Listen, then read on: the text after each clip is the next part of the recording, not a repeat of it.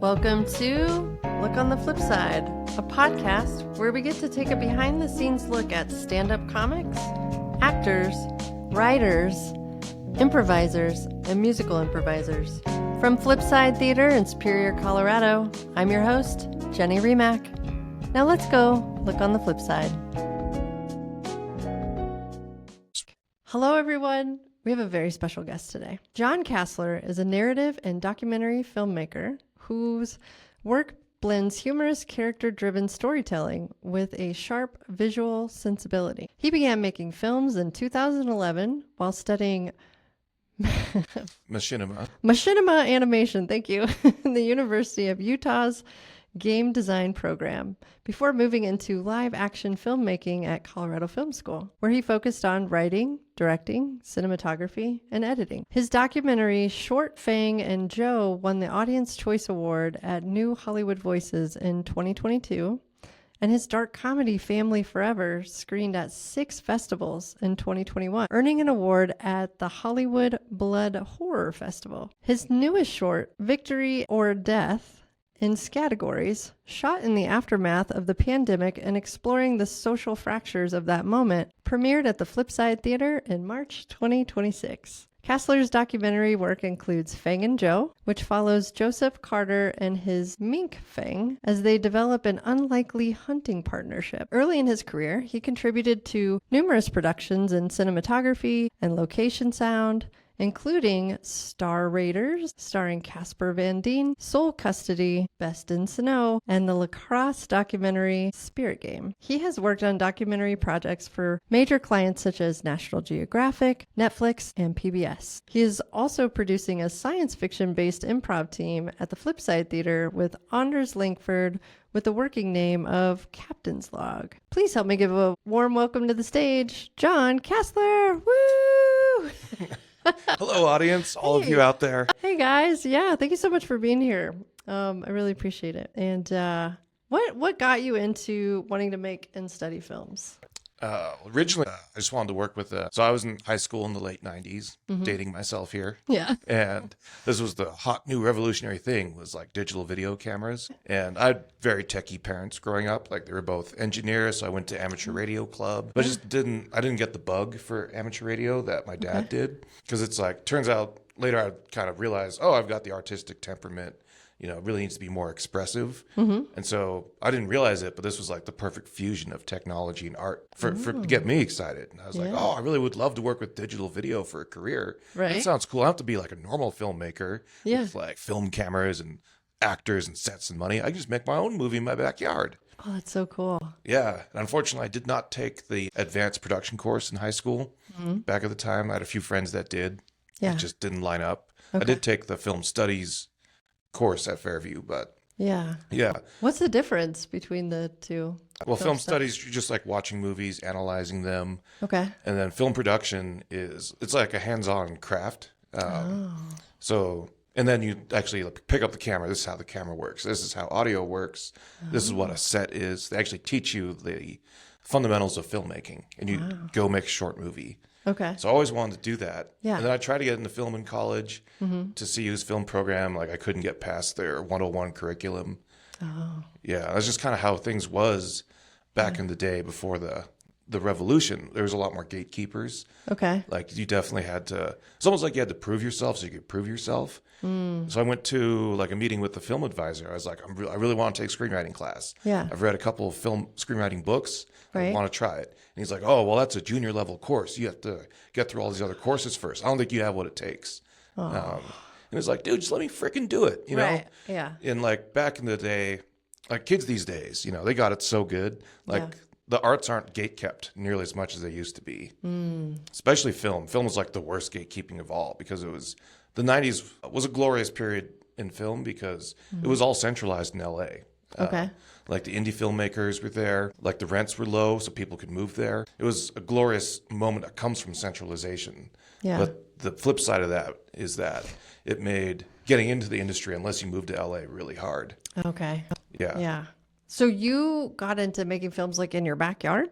Like you were doing stuff like that? Not quite. Oh, okay. So that dream went on pause for like 10 years. Okay. I tried to be a normal person. Yeah. Didn't really succeed in that. I was a normal person. I guess like a normal like office drone. You know, okay. Just like normal office worker. Yeah. Yeah, I had like some kind of odd office jobs. Like I was a supervisor at UPS for about a year. Yeah. But like nothing really stuck. Okay. And like I turned in my resume for a job one time. They're like, "Oh yeah, finding your passion." Right. And they didn't hire me. I was like, "Come on." Oh man. Like I can find my passion here at this job, you know? Right. That sounds like an opportunity that you're missing here, guys. Yeah. Yeah. For sure. But I always had a burning desire to do it. Something about the work just attracted me because like Fairview High School in Boulder had a really strong theater program, really strong choir, really strong instrumental music. And I played jazz all through Fairview. Okay. Yeah, I played jazz drums. Oh, nice. Yeah, I I wasn't. didn't know that. Yeah, That's cool. I feel I'm a lot better now than I was back then. Like I Yeah. wasn't good in high school, Uh-huh. but I also played with, I had some bands on the side in high school, and I just kind of got a taste for how doing performance arts works. Okay. Like Yeah. just getting your buddies together to work on an idea, whether it's music or if it's theater. They're just hanging out, talking about movies and stuff. Like I really loved that, and I was like, man, that would be great if I didn't have to go to an office for a regular job. Yes. Yeah. So that was the seed. So one day my mom was like, hey, you should try this game design program in Utah. And I was like, oh, okay, I'll go check it out. So I road tripped with a friend out there, Yeah. decided to try it. And their curriculum was like, we're going to teach you how to make these little movies with game engines called machinima. Oh, that's the machinima. Yeah. Okay. So machinima is a technique where it's because you're adapting a machine to do what you want.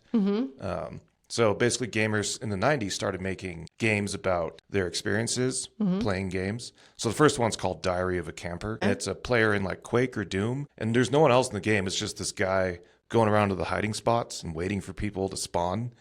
And Wait, what does spawn mean? Oh, sorry. Spawn means like jump into the game. Oh, okay. So when another player jumps into like a level on Doom, Yeah. like suddenly their little player animation will appear. Okay. And so camping is a strategy that everybody else hates, but basically the player knows where the spawn points are and just hangs out there and tries to get an easy kill by killing other players as soon as they jump in and before they have a chance to react. Okay. So this was a movie making fun of campers. Oh, okay. Okay. Because all the camper does is just like walk around an empty map, never sees anybody. Yeah. Yeah. But once people figured out you can make movies out of games, they'd kind of just post them on the internet. So there was this whole machinima subculture. Okay. Yeah, so this was like early 2011, January 2011. Okay. I started the machinima class. Yeah. And like I took it really seriously. I had a really great time. Uh-huh. So I finished my undergrad at CU 2005. And then, I spent the next 5 years like wandering in the wilderness, being like, oh, I should be a normal person now. I should get a real job. A real job. Well, I mean, but wandering in the wilderness, what does that mean? Like, Oh, just kind of. trying different places and jobs out, and like nothing really fit that well. And Okay. just sort of decompressing from college. Yeah. Well, and this is your passion, right? Like this is what you love to do. You don't want to go work at UPS again, or be a Right. manager, Yeah. or whatever. Like this is your calling. Definitely. Yeah. And you're following it. And you're doing it. Yes. And you're machinimas. the machines, like telling the machines what to do kind of thing. Yeah, exactly. That's where it started. film. That was a really great start because it combined like video games and filmmaking. Like, That's cool. what 20-year-old male doesn't want to combine those two things, you know? Yeah. Yeah. Yeah, that's a good point. Did you have any filmmakers along the way that inspired you, or like anybody that like prompted you to want to do that? Was there anybody in your college or anybody with you? No. Like No? I said, it was Just you? the era of gatekeepers. Yeah. And, Okay. like if you wanted to make films, you had to be in New York or Hollywood. So, Oh yeah. yeah. Yeah. And like, I loved Boulder back then. So I was like really torn. Like, should I try to go for it? And I didn't know anybody out there. Yeah. It would have been a really brutal transition, I think. Okay. So I never did the transition. So I was like, well, I'll just stay here and hope for something to happen, Right. Yeah, so I didn't really get any like mentorship or exposure to it before this machinima class. Yeah. Yeah, Okay. and so machinima class, I did really well. Yes. Like the nice. first assignment, people turned in these barely functional movies. And like I'd mastered I had really good set design, good lighting, I had a plot, I had characters. It was almost like I was able to improv with the game engine. Yeah. Wow. Yeah. That's cool. It was funny. Like it had like a story to it. Yeah. And it had, I was able to master the lip sync utility within the game engine. Okay. So I was the only guy that did that well on that Yeah. assignment. And I was like, dude, this is it. Like, I can do this. This is amazing. Yeah. And it was a feeling I never got in undergrad. You know, Okay. in undergrad, I always felt like, oh, I don't write good enough. You know, like, I can't do this good enough. Yeah, I did not enjoy undergrad the first time around. Can we talk about that a little bit? The good enough kind Sure. of thing? Yeah. Because I think that's a human experience. I think a lot of us have like, I can't do this good enough. I'm not good enough, blah, blah, blah. Kind of how have you worked with that since you had that kind of language going on in your head when you were in undergrad? Yeah, I mean, it's always been there. I think one thing, you can get a little historical here. Sure, yeah. But one thing boomers did, so the boomers were the first generation to grow up in like an era of totalizing institutions where in the post-war era, we built places like the UN, the WHO, the university system. And these institutions were given a mission to completely cover all of human life so that a catastrophe like World War II could never happen again. Okay. Because the perception was that chaos came from these ungoverned regions of human existence. So we got to close up all the gaps. The frontier is gone. Wow. And one thing institutions tend to do is they just reproduce themselves. And every generation, the requirements get a little higher. Like your parents got to go to school and they could go get a job for life at the mill in the 70s. But by the 80s, it was like, you got to get a degree. You got to be a manager, you know, and just The rules changed. yeah, Yeah. I'm sort of stacking my hands here up a little bit. Yeah. So by the time you get to the 2000s, like it's hard, you know. The institutions, they're like, well, you know, if you want to succeed in the real world, you got to be this good. And there were kids in school that were that good and that good at school. Yeah. And I feel like being good at school is a skill in and of itself, and that's not appreciated. Like I've always been kind of independent enough that I was like, well, this is school. This isn't the real world. So when I get out into the real world, that's where I'm going to make my mark. So I might not be good enough for this professor. Yeah. Screw him, you know, like Right. I think I'm good enough, you know, like I have enough of the millennial self-confidence. We're all our own special snowflake that if one professor was like, I don't like you, I was like, screw you. You Yeah. know? You ain't seen nothing yet. Oh, I love that. Thanks. Yeah, like you didn't take that personally. Yeah, I was like, well, this Yeah. just isn't my place, you know. Yeah.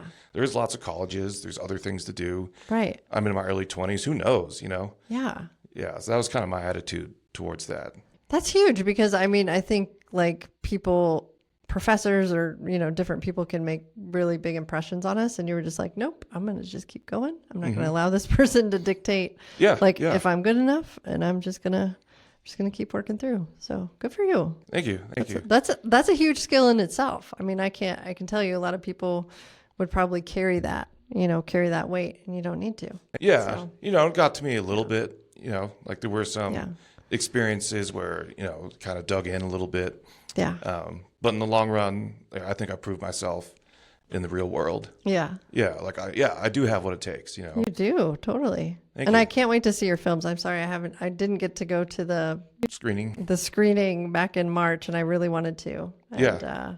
But I'm excited to check it out and see your work. Thank you. So, Thank you. Yeah. Yeah. Do you have any favorite films or favorite kind of things that you produced? Like what's your favorite? Yeah, I'm going to go back to the Machinimas, the second one. Still kind of like, I feel like it's my best and favorite script Okay. that I've written. Yeah. And I've got the perfect version in my head, you know, that only I can see. But it's only like 4 minutes, just about this like James Bond dictator that takes over Miami Okay. with his Ebenizer machine because he's obsessed with old movies and making the world black and white. Oh, That's his funny. ideal of aesthetic perfection. Okay. And it's almost like a graduate student wrote a short film. You Yeah. know? Yeah, it's just like, I was like, whoa. It was a complete film that just sort of came out of me in about an hour. Wow. I was like, just started writing the script and this amazing movie came out. Yeah. And I was like, wow, this is cool. I've got some talent here. And I've kind of spent the last 15 years chasing that moment again.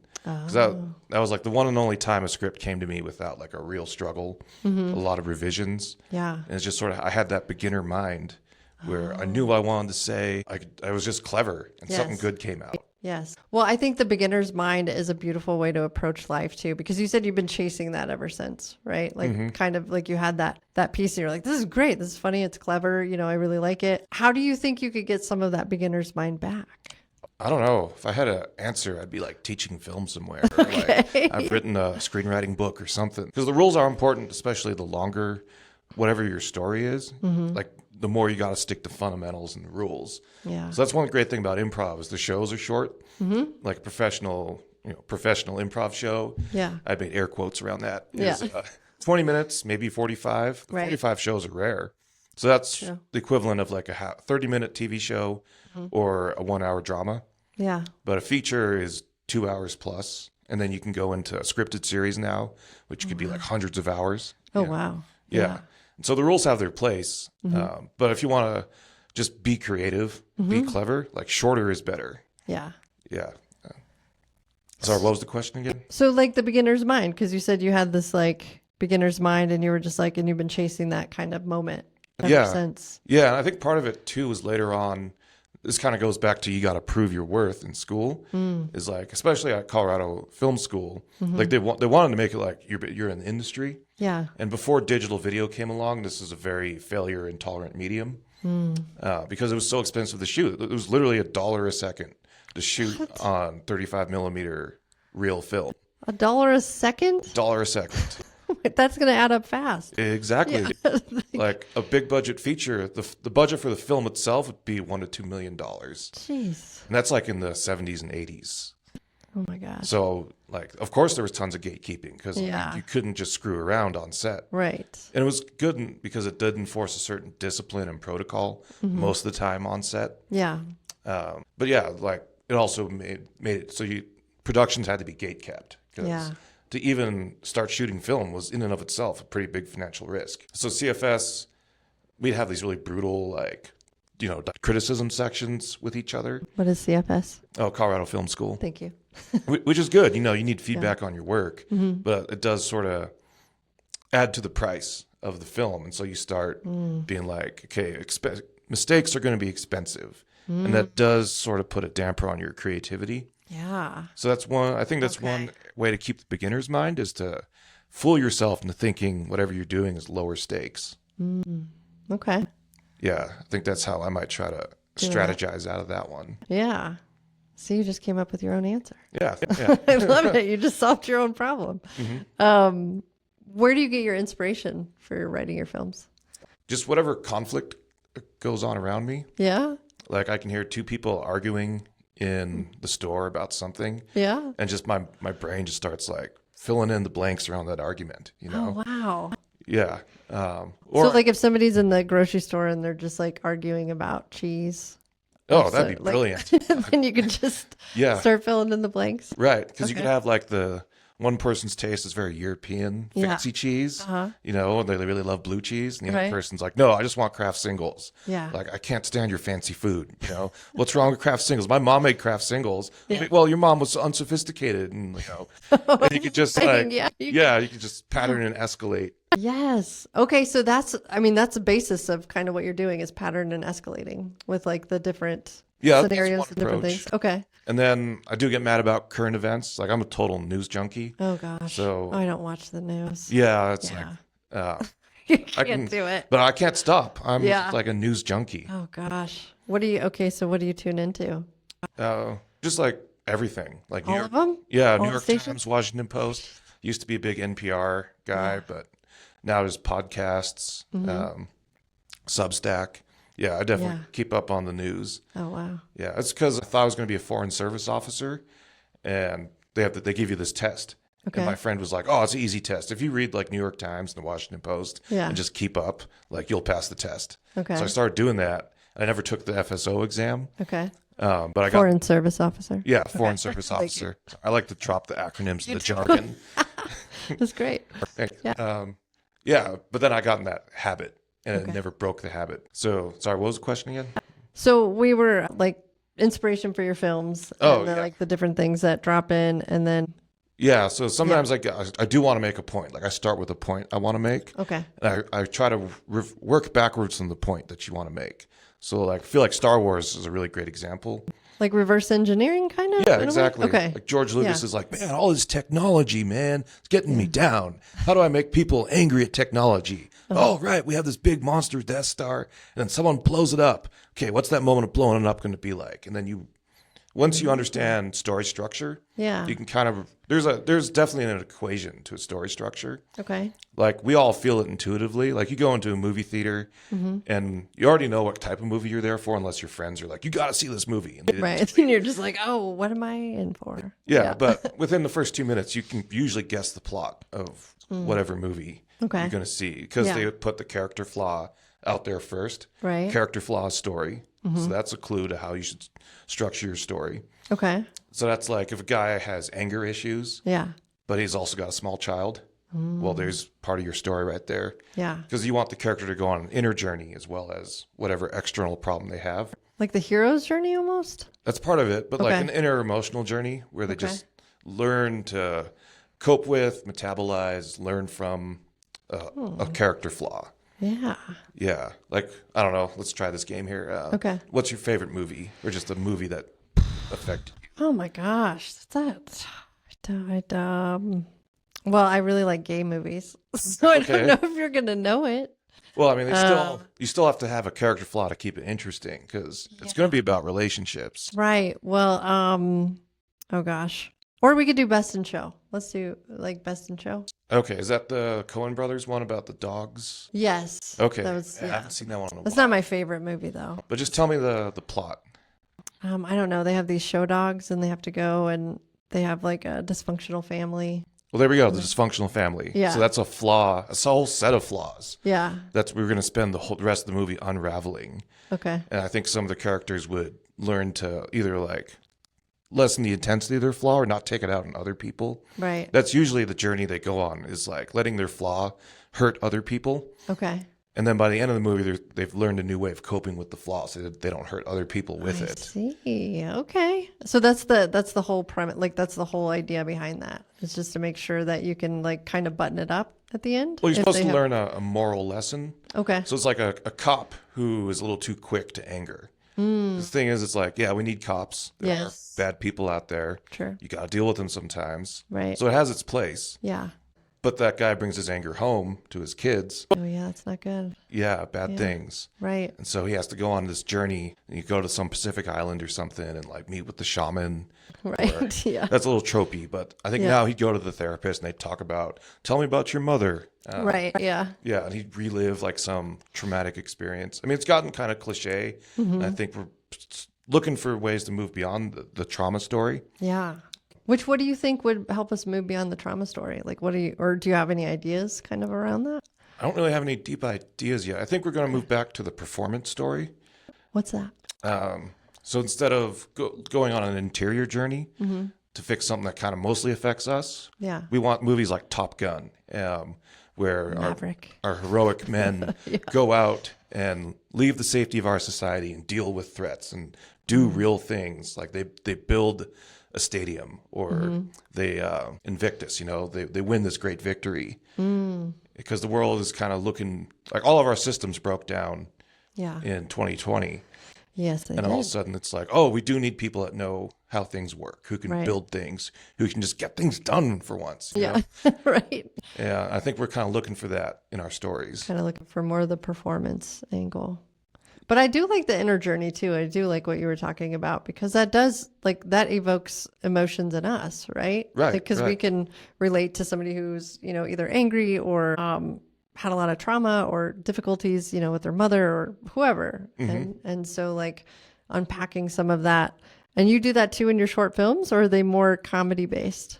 Well, you can do that through comedy. You can do that Yeah. through drama. Okay. It's just my shorts have all been like 10 minutes or less. So I don't really get a chance to go into it Yeah. that deeply. Okay. But yeah, like my latest movie, Victory or Death in Categories, was about two people like really mistreating each other verbally in a game of categories. Yeah. So the plot of that is this guy in the pandemic, we all started playing games online Right. because you couldn't be around each other. Yes. And the culture war seeps into this guy's game of categories. Like his two friends, like one's like this accomplished male businessman, very type A. Yeah. And then there's his friend from college who's become a college professor and is now like a very feminist professor of English. Start butting heads about are acronyms allowable in categories? Oh. This is another example of like, I pay attention to the news and I kind of read that story and I was like, oh, that's funny. Yeah. Next story. And I came back to it. I was like, oh, I actually could get a movie out of that. You're like, wait, that inspired me. Yeah. I do started this. playing Yeah. it in my head and I was Yeah. like, actually, yeah, I think people would enjoy that. Wow. And categories, how did you come up with categories? Well, it's like a complex system that depends on interpretation. Okay. Oh, yeah. Yeah. So it's got gray areas you can fight about. Yeah. That's true. Yeah, because if it was something simple like a board game, like checkers, it's literally black and white. You Right. can't really fight about checkers. Yeah. But something like categories, it's more intellectual. Like, yeah, you can interpret this rule either way, you know? Right. So, in some houses, acronyms are okay, and in some houses, they aren't. Yeah. And it's just these two escalate their arguments so fast, Yeah. the poor referee doesn't have a chance to catch up. Oh, wow. Okay. Yeah. Cool. Yeah.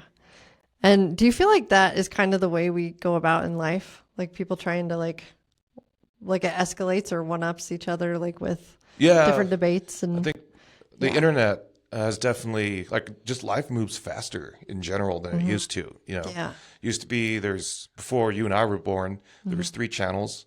They Yeah. even bother broadcasting the whole day. Like Yeah. your TV would only work from like 7 to 10 p.m. Like Right. after the Tonight Show was done, that was it. And there were rabbit ears like people had. Yeah, this is right. the- Like it was just Yeah, and so there was 3 networks. There was radio was big back then, but right. Yeah. just the expectation every moment would be filled with entertainment didn't exist. That's true. You had to use your imagination. Go outside. Right. Yeah, and create something. And there were more rules about decorum and like, this is how we do things. Being very civil. Like being civil was more important than being authentic to yourself. And what changed in the 60s was like our relationship to society inverted. So people used to think about, I get my identity from my role. Like I'm a really good priest. I'm a really good soldier. I'm a really great mom or a nurse. Yeah. And that's kind of it. But then it's like, well, after the 60s, started asking like, who am I really inside? Like, I might have parents that want me to be an engineer, but I want to be an athlete. Yeah. Or I'm an artist inside. Right. And then we expect society to help us get there. Yeah. And so I think that's turned into the culture of argumentation. And I put this in the dialogue in the movie where it's like, oh no, you're littling me. You're a bully. You're bullying me by not agreeing with my interpretation of the rules. No, I'm not. I'm fair. I'm perfectly fair. You know? Yeah. So that need to defend or that need to like have this, no, like this is my point of view. You need to see my point of view kind of thing. Right. In a way, right? And you mentioned authenticity too. Like, how do you feel like you're at with your own authenticity? I don't really think of myself as like seeking authenticity. Like I Okay. prefer credibility to authenticity. Okay. Yeah, I've always kind of struggled with that concept of like, Yeah. oh, well, so-and-so is a very authentic person. And I'm like, I got used to get into like debates about this till someone pointed out like, oh, you're talking about credibility, not authenticity. Yeah. So how do you define credibility? What would you say? Credibility is like you do what you said you do. So if you walk around a couple months, you go to a bunch of parties being like, hey, look, I'm a filmmaker. Yeah. And then someone checks your biography and is like, I haven't seen any of your films. Where's your films, man? Like you have no credibility. Okay. You know, or whatever subject. Yeah. But you could be an authentic. You could walk around being like, yeah, I watch a lot of True Font and I really love, I can't stand Marvel. Or I love Marvel. That's the apotheosis of modern filmmaking. Yeah. Like as a consumer, you have authenticity because I don't even have a good definition of it, but you don't have like credibility in the field. You wouldn't know a C stand from a C47. Yeah, I have if no you idea walked what that onto is. yeah, exactly. That's my test is if you know, Yeah. What? if you know those definitions, like, okay, you've been on a set. You know? Yeah. Yeah. Yeah. I don't. Yeah. It's interesting because with credibility, so it's like you are saying what you do and then there's evidence to prove that. Right. Right. And then with authenticity, you're saying what it is, how you feel in that moment, regardless of what people think. Yeah. Yeah. It's like Maybe. you're willing to express your stance and your worldview, and ideally they form some sort of coherent whole. Yes. So this is there's kind of a through line between what you say in one situation and what you say in another situation. Yeah. Yeah, I think that's being authentic. Yes. I like that. That through line. Yes. Yeah. Cool. There's almost like there's a soul that you have that's going to keep coming out. in Yeah. different situations. Oh my gosh. Yeah, I could go on and on about the soul. Like, Oh, yeah, you do that yeah, podcast about death death. podcast. Yeah, so I love getting into that. But we'll keep talking about. I'm curious about the captain's log. Like, what inspired you to do that with Anders Langford? Like coming up with that improv kind of thing. Yeah, so that is sort of the fusion of my film background Okay. with improv. Yeah. Because we have ambitions for it beyond just like another improv group. Yeah. So I want to bring real production values to it. Like Okay. we're going to have a set costume for the Starship crew. Oh, fun. And then I wanted to put a bunch of props backstage. So we're going to use props. Oh, fun. Ideally Yeah. like video projectors, sound effects, maybe even like some really cheesy like spaceships on fishing line that fly over the audience. Yeah. That's where I want to go You're with it. great. Yeah. Yeah. That would yeah. be fun. So it's like fusing improv and theater. Okay. Yeah. Yeah. So I really love the Shakespeare groups here, like Patrick and Jenna. Yes, they're great. Yeah, they have an amazing group. Yeah. Because they've internalized the language so much that they can improvise in that language. Right. And like I haven't studied the language close enough to be like, well, they would never say that, you know. Yeah. But to me, it sounds authentic. Yeah. You know? The difference between authenticity and credibility. You know, but it sounds authentic to me. And then Rosie and her partner also have a Shakespeare group. Yes. And Yeah. the wheels started turning one day, and I was like, you know what? Star Trek technobabble is kind of its own language too that you can Yeah. internalize. And if you think of all they did was internalize a body of work, and I've spent my whole life internalizing this particular body of work called Star Trek. Yeah. There's other people that have also internalized Star Trek. Oh, You're like, wait a minute, the aha moment. yeah, Yeah, that's cool. So I talked to Anders about it, and he was just like, "Yes, I love the idea right now. Oh, I love Let's that. do this." Yeah. Yeah, and it's like I don't know enough about improv to be a coach in my own right, Okay. but I can do everything else. Like I could do the costumes. Yeah. I could bring people into the group, Love it. and also I feel like it's good business because I learned this after film school. But this is one of the maxims in Hollywood is that they always ask you. So you're like Mr. Creative Filmmaker. You spent like 2 years on your script. Yeah. You think it's about these amazing themes of love and sacrifice. And you go to a meeting with producer and he's like, basically they ask you like, what's on the poster and who's in it? Oh, Because that's how you make money is people go to the theater to see stars. right. But if you don't have stars, you're supposed to do genre film. So that's like romance, comedy, horror. And the genres used to be stronger. But because all that's in the theater right now is either horror movies, family movies, or Oscar movies. Wow. But it used to be there'd be at least 5 different genres. And you could go every week and there'd be clear, oh, here's this week's comedy movie. Yeah. Here's this week's romantic comedy movie. Right. Here's this week's sci-fi movie. And I was like, so audiences respond to genre. I was like, why aren't we doing genre improv? Yeah. Like if you can do Shakespeare, that's a genre. Totally. So we could be doing Jane Austen improv, film noir improv. It's just, I've got the energy and the passion to do a sci-fi group. Yeah. But I would love to see other people try other genres. You Yeah. know? Like you could do like a terrible, like Bridget Jones improv. Or like, That could be fun. yeah. Or Harry Potter and Tolkien improv. I'd really love to see some good Tolkien improv. Yeah, that would be cool. You know, I never watched any of the Harry Potters. I know of it. Yeah. No. Yeah. I didn't fall for Harry Potter either. You didn't? You didn't get into it? Yeah. I appreciated it. Yeah. But I think I was just like, I've got Star Trek and Star Wars. I don't have time for You're- another.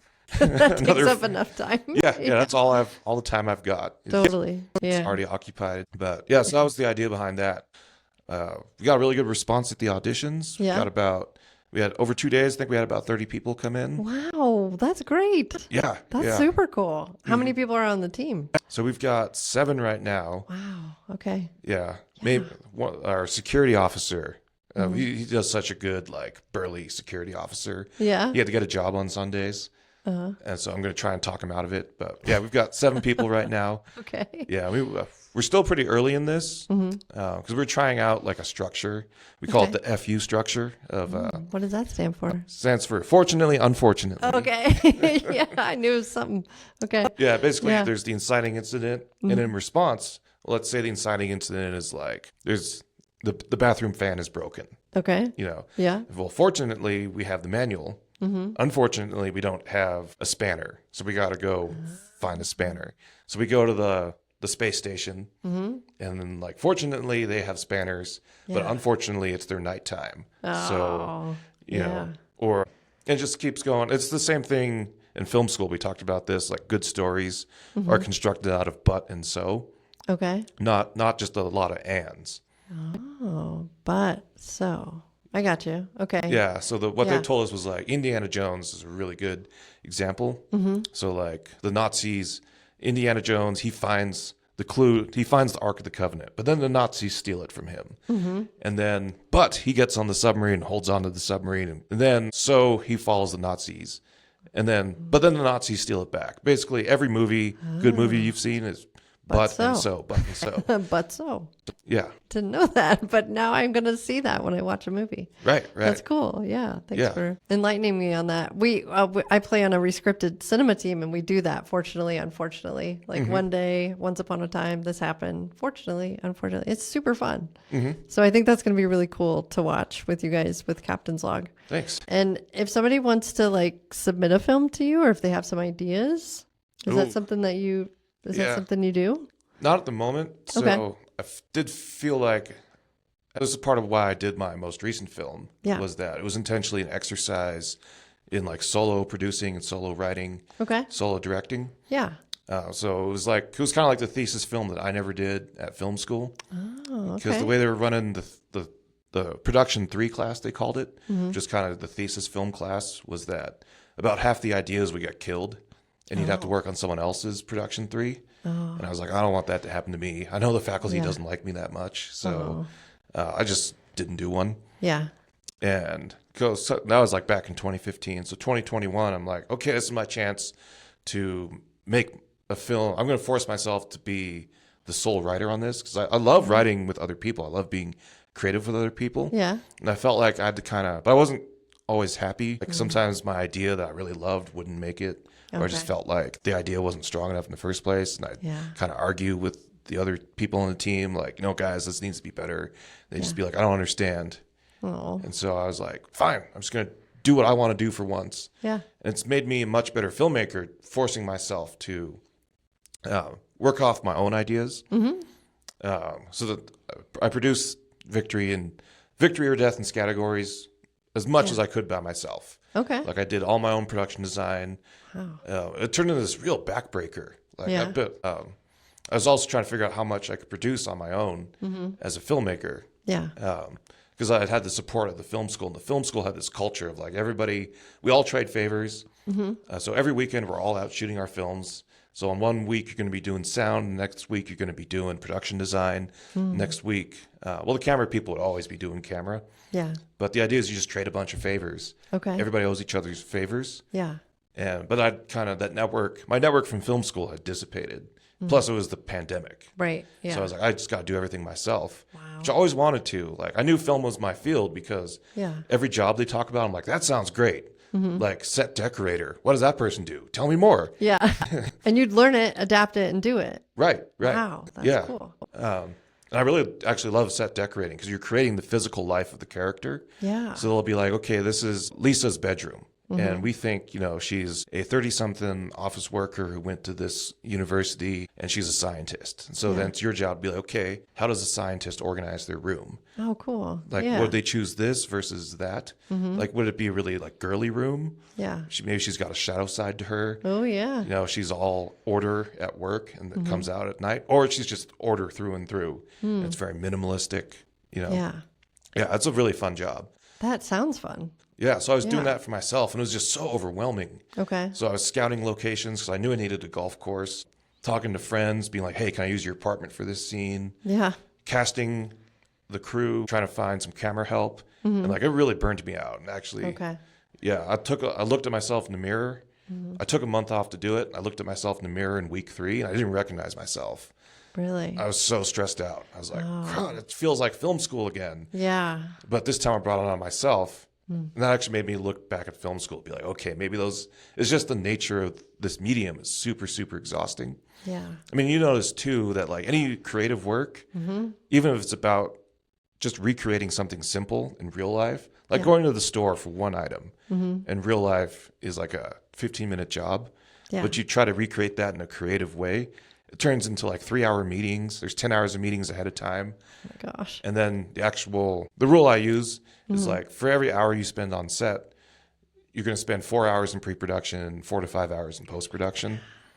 Yeah, and you know this too. It's a lot. 'Cause you Yeah, had with it. podcasting. Yeah. Yeah, it's a lot of work. Yeah, so I was It putting in a is. whole month of pre-production for one weekend to film, Yeah. and then I accepted that it was going to take a couple of weeks to edit the film, and it kind of broke me, like Yeah. making what is it, Apocalypse Now? Everyone says that film broke Francis Ford Coppola Oh, because it was just such a crazy, overwhelming production. yeah. Like they were basically recreating the Vietnam War, and here I am just running around Boulder trying to clothe 3 people, and it's driving me insane. Just trying to clone 3 people. Yeah. Yeah, it sounds like a lot of work. It was. Yeah. Yeah. Oh, so one thing I tell you in film school is don't do pickups. Just What's get a everything you pickup? need. So the pickup is like extra footage Okay. that you think that you didn't get on your main production day. So as a director, the number one rule of being a director is make your day. Like your Okay. plan gets approved Yeah. by the producer, and the producer says, "Great, you're going to shoot these 2 scenes, these 3 scenes today." Like you got to make your day. Yeah. But if you left out a scene like, "Oh, we need the picture of getting the drink off the table," or we need a close up of the gun, or that's like, and you forgot to do that, then you got to go back and do pickups. And pickups suck because you have to kind of recreate the set 99% of the way. So you have to like rebuild it in a sense, Yeah. and then And then, shoot it. Right. It's like 99% of the work for 1% of the output. And this was the first project I planned pickups on purpose. Yeah. Because the way my movie works is that it's a 5-way Zoom call. Okay. So I shot the 3 principal actors that have 90% of the dialogue in one day. We were all in the same room. They had a different background behind each other Right. to make it look like they were in different rooms. Okay. But it was great because they could see each other in real life and could react to each other's performances. Yeah. And then I was like, cool, well, I'll just get these 2 friends of mine to do the other 2 angles. Because all I got to do is just like watch the film and react to the scene, right? Right. So one guy I could never track down. And eventually he's like, I don't want to be in it. Oh no. Yeah. And he was really talented. So I was sad about that. You got to pick up somebody else. Exactly. I was Jeez. like, oh, gee, my pickup just got more complicated. Thanks, man. Man, Yeah. that's tough. So it's a lot. Yeah. And so the other angle is supposed to be a mom with little kids, which turns out to be a very specific phase of life for Yeah. people. So once their kid grows up, they get rid of all the baby stuff. So her kid grew up and she got rid of all her baby stuff. And I was like, oh no. And then she moved. Baby stuff. Yeah. So I'm trying to recreate this very specific environment. Gosh. Yeah. So I recasting for that. Actually, it just kind of scared me for about 4 years. So I shot it in 2021 and I wasn't like recharged enough to do pickups until last year, 2025. Okay. Yeah. And then you got recharged. Yeah. Like yeah. your batteries were lit up. You were like, I'm ready to do this again. Right. Okay. Yeah. And part of it too was just like I started going to improv, meeting Okay. some other people. And I Yeah. was like, oh, I should put some new work out. Oh, I have a project in my hard drive. Yeah. Yeah.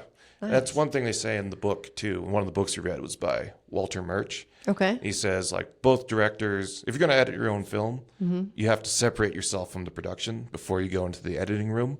So he's like, take a trip to Thailand, or just take 6 weeks off. Yeah. Don't walk from set into the editing bay the next day if you can help it. Okay. Because like there's certain jobs you have to do that, like a weekly show.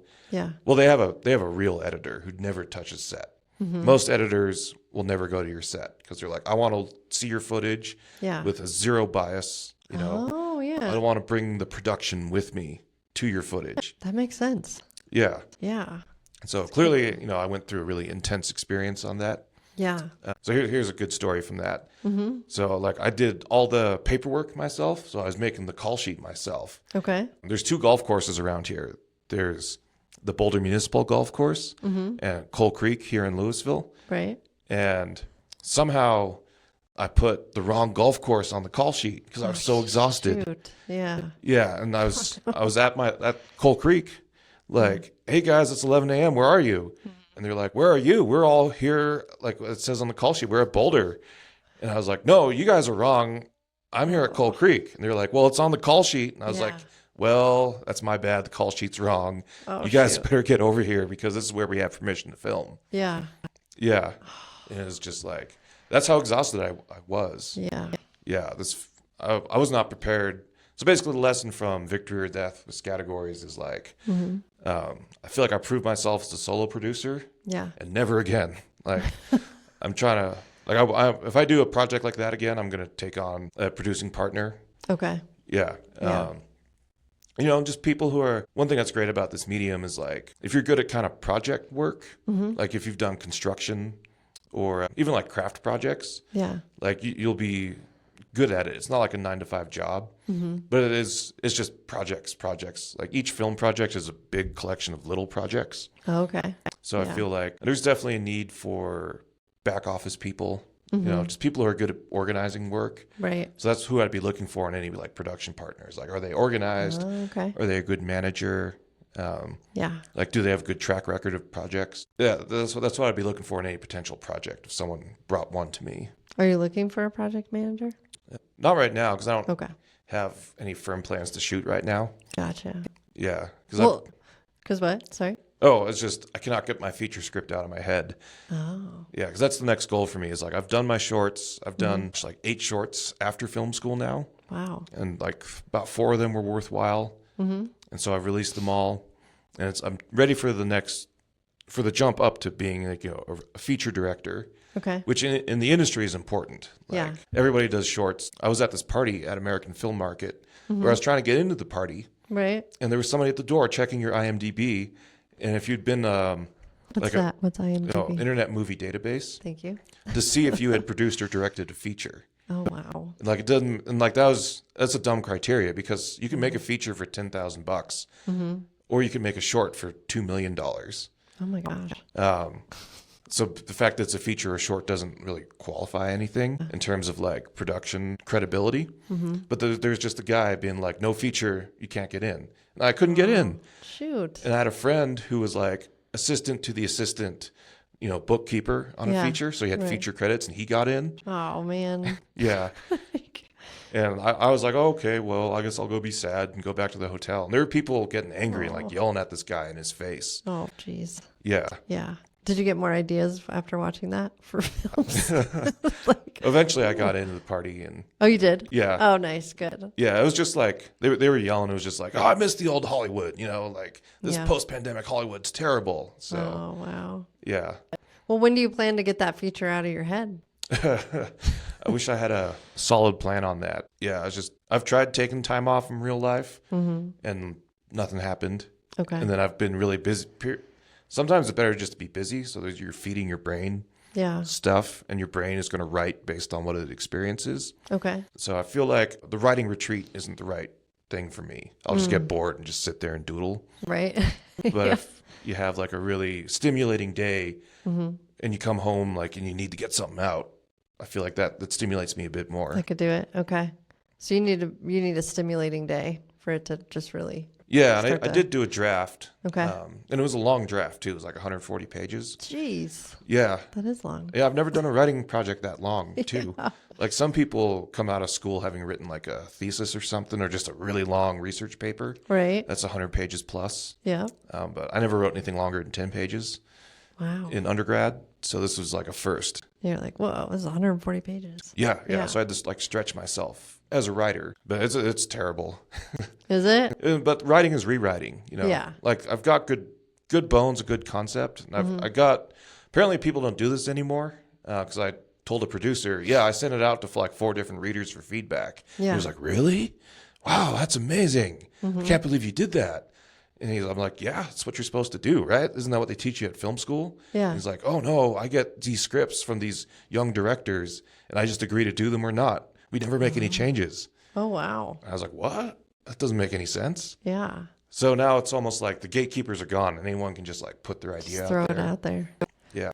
Well, what about your short film? So if we wanted to just go watch one, how would we do that? Oh, eventually I'm going to get a website with Okay. the ones that have been released. So festivals, you're supposed to have a window. So like when a movie goes to the theaters, that's called the theater window. Okay. And then it goes to the video streaming services. Right? So there's a festival window Okay. for films. They're supposed to be your first stop.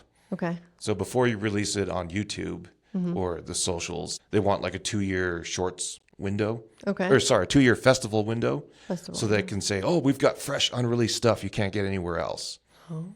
So this victory or death, I'm going to give it a year Yeah. kind of window. Okay. And you got to pay for these submissions too. Like one rule of thumb I heard was like spend 500 to 1,000 a year promoting your short. Yeah. So that short comedy I did in 2021, I spent like $500 in submissions. Right. And after it got into 6, I was like, cool, I think I've proved the point. I don't need to spend more money. Like, I don't have that big of an ego where it's like, Right. Yeah. yeah, it's got to get into like 100 film festivals, man. Because there are people like that. They just want, you'll see shorts out there once in a while, and the poster is just like half laurels because they're listing like the 30 festivals they got into. Oh, yeah. Because the way videos go viral on YouTube, they also do the same in the festival world. Okay. And that's great because shorts are a loss leader for you as an artist. It's almost like making a commercial for yourself so you can get funding or be selected for commercial projects. Okay. So if you have a short that goes kind of festival viral, Yeah. that's a really great professional credential. And like more power to those guys. you know? Right. Like I'm not making fun of those guys. Yeah. But I got in the 6th. I'm like, cool, that's my first one. I'm going to do more later. I think I'm off to a good start with a short that got in the 6 festivals. Cool. Well, are you going to be performing your films at Flipside again? Yeah. Been so I thinking guess about that? I should talk about the intention behind that, which was Yeah. I was going to rent the theater for my premiere. Right. And I was like, hey, Miguel, how much does it cost to rent the theater? Yeah. He's like, oh, well, you could pay the fee, but that's not very cool. I was Right. like, what? He's like, yeah, man, like I want to do films too, and I've got some films I could show. Oh, we could bring it to the programming council. We're going to make it a series. Yeah. And I was like, cool, okay. Yeah. So I was able to use the theater for free because it was an official Flipside event. Oh, right, right. Yeah. And Nice. like Miguel, I was really into film production, wants to get it back into film production. Yeah. And there's just a lot of people, everyone does videos now, Right. like there's the technology is there. Like we all can drive around with a studio in our trunk of our car, like Right. literally. Yeah. That's one of the surprises of film school is that the pros use the same gear as the amateurs do. Interesting. Yeah. Yeah. It's just, it gets a little bit fancier on the big money sets. Yeah. But basically everyone for $300 a day, you can rent what the same people in Hollywood would rent. Wow. Yeah. That's cool. I didn't know that. Yeah. So it'd be really cool to build a filmmaking community at Flipside because we've got the talent, the creative talent, the writers, the actors. Sometimes they're the same people. Yep. So that's the hard part to find. Yeah. Like we should be really grateful the Flipside exists and that Yes. this partnership with the city of Superior exists because Totally. this is something pretty precious. It is. Yeah. And the fact that we have office space, that's like the hardest thing to find sometimes. Is like you just need a place to have crew meetings Right. and to hold auditions. Yeah. And maybe like a quiet, clean place to work. Yep. And like it's hard. And as a filmmaker, it's like, it's always commercially risky. It's just hard to find office space. Yeah. But we have it all here. Yeah. So we've got the potential for like an amazing like little mini studio. Yeah. So it'd be really cool to make this. The intention for me and Miguel is to make this an ongoing series. Yeah. Like I think weekly is a bit too much. That's like a lot of pressure. Sure. But maybe like a quarterly series where like serious filmmakers can come and present more serious work. Yeah. Yeah. I love that. And because there's good work going on here. I used to go to this little film circle in Fort Collins. Yeah. That was run out of the only horror rental store in Colorado at the time. Okay. Called the Gorehound. The Gorehound's Playground. Oh. And it was cool. Like it was like a little artifact of the 90s Okay. in Fort Collins. It was just this guy whose passion was running a video rental store. Oh, interesting. And it was only horror movies. Interesting. Yeah, the front room was about the same size as this room, but they had this enormous back area with like 6 couches and a big screen TV. Oh, fun. And you could rent it out for screenings. Oh, So there was cool. like a little filmmaker group there, and we'd do like an Instagram commercial for the guy every month. And Oh, that's cool. yeah. Yeah. So I really feel like we could turn this into a scene. That'd be the idea, is to get get a filmmaking scene out of the flip side. And we got off to a great start at my premiere. Yeah. Because I did some promo for it. My friend Micah, who's also planning his upcoming feature, but he premiered a film. Oh, nice. So we have filled about 45 out of 50 seats. Wow. That's great. Yeah, and Andrew's Yeah. projector that he bought for his cinema-inspired improv group. What is it, like Rewind or something? Oh, Rescripted Rescripted Cinema. Yeah. He's got a beautiful projector. Yep. It's rear projection, so it's just kind of magical. Yeah. And then I brought my own PA, What's a PA? a public address system. Thank you. So the sound. Okay. Yeah. You're good at catching all these acronyms. Yeah. Uh-huh. Yeah, and so like it's a great little screening room.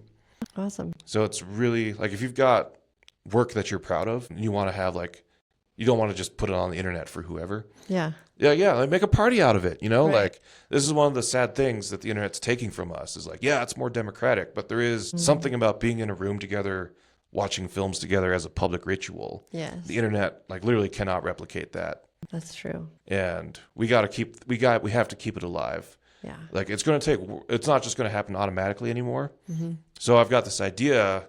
I've got too many ideas, but I want to get a local traveling shorts block. They used to have these. Okay. That they were traveling short festivals. Yeah. There was one called the Toofy Film Festival. This was way back when you and I were in college. Yeah. So we are the same age, huh? Yeah, Yeah. we're pretty close. Okay.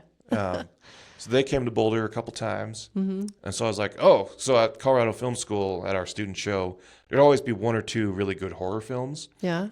And that's the only audience that will leave its house anymore, is the horror audience wants to see new stuff. They're kind of like the vinyl heads of movies. Yeah. They're like, they don't care who makes it. They don't care who's in it. They just want to see something wanna see new. it. Yeah. Because they love the genre. Interesting. Yeah. Yeah. That's why you should do genre, you know? And so like there's just these no-name little small-town filmmakers will put out their movie. Like in Erie about a year ago, someone did a big zombie movie with Okay. like hundreds of townspeople dressed up as zombies. They Really? took over the main street. Oh, And I was wow. like, how did I not hear about that? Yeah. It's some guy's like backyard movie. He just did interesting. backyard, not Grateful Dead, Evil Dead. Evil Dead. Okay. Yeah, it's like eerie Evil Dead. Interesting. Yeah. Shoot, I forgot where I was going with that. But That's okay. No, you were talking about like community connection and like being at the theater and bringing this like Oh, yeah. alive here, like Yeah. at Flipside. so I want to do a Yeah. traveling tour of like really good student work and like community work and hit all the college towns. Start in Laramie. Yeah. We're going to do this in October. It'll be like an October thing for college kids to do. Okay, So cool. we'll like go to Laramie, screen in Laramie, and then go to Fort Collins, Okay. like Longmont, Boulder area, Denver, Colorado Springs, Pueblo. Nice. Yeah, and just do a Front Range horror shorts tour. Okay. Or a shorts tour. Yeah, I'd love to do that. And it's just like, if I want to do it, I got to start now. Yeah. And so like if those college kids were listening and they wanted to get a hold of you, what would be a good way for them to I'll probably track just you like down? send me a DM on Facebook. A Facebook. Okay. Is it under your name, Jon Casler? Yeah. Okay. Yeah, and my face. Yeah, you'll know it's me because I haven't posted anything in a long time. Okay. Yeah, like I'm not a social media poster. Okay. Yeah, like I'm definitely old school about my media, Are you? where I want to see a story and actors who don't know the camera's there. Darn it. Yeah. Love it. Well, thank you, Jon, so much for coming on the show. Yeah, It's thanks. been really fun. One of the things we like to say is we'll see you on the flip side. Yes, So- yes. You ready? So, Oh, did we look at the camera? Or? yeah, we'll look at the camera and we'll go, Okay. we'll see you On the flip side. flip side.